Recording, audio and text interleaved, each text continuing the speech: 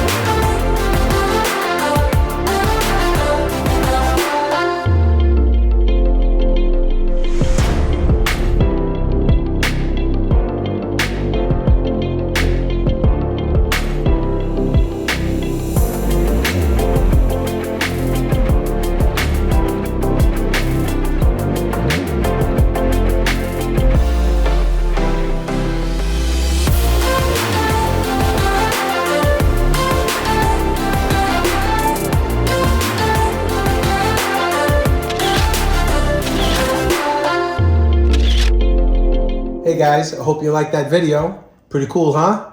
Just so you know, got my reservation right here. Edition 1. There's my little ID number there from GMC. It says it's coming in 2021, so as soon as I get it, you'll see it. But I might be able to show you something a little bit before then. You never know. Stay tuned. If you like this video, like and subscribe.